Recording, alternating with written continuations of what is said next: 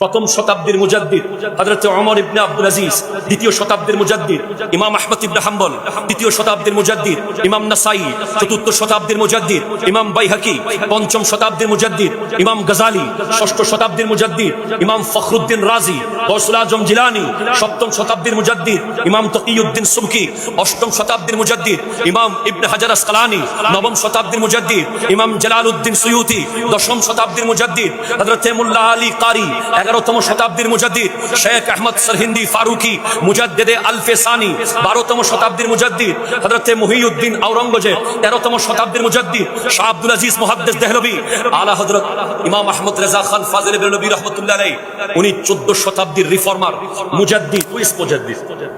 আমার নবীর হাদিস বলছে রাসূলুল্লাহ সাল্লাল্লাহু আলাইহি ওয়াসাল্লাম, ইন্নাল্লাহ ইয়াবআসু লিহাযিহিল উম্মতি আলা রাসি কুল্লি মিয়াতি সানাতিন মান ইউজাদ্দিদু লাহা দীনাহা।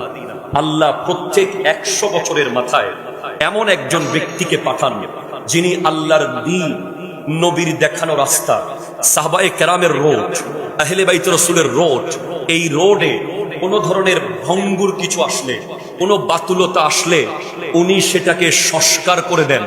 উনি সেটাকে নিজের ইলম, বেলায়ত, ফাসাহত, নিজের ইবাদত, রিয়াজত, যোগ্যতার মাধ্যমে ওইটাকে ঠিক করে দেন। তাকে মুজাদ্দিদ বলা হয়, রিফর্মার বলা হয়। আলা হযরত ইমাম আহমদ রেজা খান ফাজিল বেরলভী রাহমাতুল্লাহ আলাইহি, উনি 14 শতাব্দীর রিফর্মার মুজাদ্দিদ। প্রথম শতাব্দীর মুজাদ্দিদ হযরত ওমর ইবনে আব্দুল আজিজ, দ্বিতীয় শতাব্দীর মুজাদ্দিদ ইমাম আহমদ ইবনে হাম্বল, তৃতীয় শতাব্দীর মুজাদ্দিদ ইমাম নাসাই, চতুর্থ শতাব্দীর মুজাদ্দিদ ইমাম বাইহাকি, পঞ্চম শতাব্দীর মুজাদ্দিদ ইমাম গজালি, ষষ্ঠ শতাব্দীর মুজাদ্দিদ ইমাম ফখরুদ্দিন রাজি, গৌসুল আজম জিলানী, সপ্তম শতাব্দীর মুজাদ্দিদ ইমাম তকিউদ্দিন সুবকি, অষ্টম শতাব্দীর মুজাদ্দিদ ইমাম ইবনে হাজার আসকালানী, নবম শতাব্দীর মুজাদ্দিদ ইমাম জালালউদ্দিন সুয়ুতি, দশম শতাব্দীর মুজাদ্দিদ হযরত মুল্লা আলী কারি, 11তম শতাব্দীর মুজাদ্দিদ শেখ আহমদ সরহিন্দি ফারুকি মুজাদ্দিদে আলফে সানি, 12তম শতাব্দীর মুজাদ্দিদ হযরত মুহিউদ্দিন আওরঙ্গজেব, 13তম শতাব্দীর মুজাদ্দিদ শাহ আব্দুল আজিজ মুহাদ্দিস দেহলভী। আর 14তম শতাব্দীতে এমন ফিতনা এসেছে যেই ফিতনাগুলো এত ভয়ঙ্কর ছিল, যেই বেয়াদবি আবু জেহেল করে নাই, যে বেয়াদবি আবু লাহাব করে নাই, যে বেয়াদবি উতবা শায়বা করতে পারে নাই, সেরকম বেয়াদবি আমার নবীর উম্মতের ভিতরে নবীজির শানে করা শুরু হয়েছে। একদল বলছে মিলাদুন নবী বিদআত, আরেক দল বলছে ওরস বিদআত, আরেক দল বলছে মাযহাব মানা যাবে না, আরেক দল বলছে মিলাদ কিয়াম করা যাবে না। এভাবে 500 রকমের বাতুলতা এক জায়গায় এসেছে 14 শতাব্দীতে। তখন বাগদাদের গৌসে পাকের আশিকরা বলছে ইয়া গৌস আল মাদদ, গরিব নামাজের আশিকরা বলছে ইয়া গরিব নামাজ আল মাদদ, হযরত শাহনশাহ শ্রীকুটের মুরিদরা বলছিল ইয়া শাহনশাহ শ্রীকুট আল মাদদ।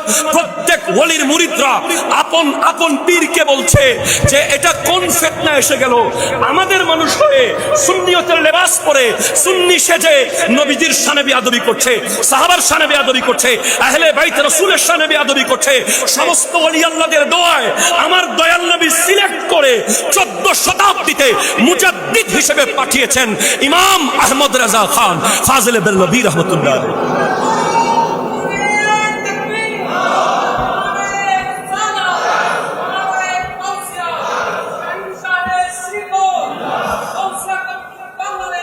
ইমাম আহমদ রেজা খান ফাজিল বেরলভী রাহমাতুল্লাহ আলাইহি, যাকে 1900 সালে আল্লামা আব্দুল মুক্তাদির বাদায়ুনি রাহমাতুল্লাহ আলাইহি মুজাদ্দিদ লকবে ঘোষণা করেছেন।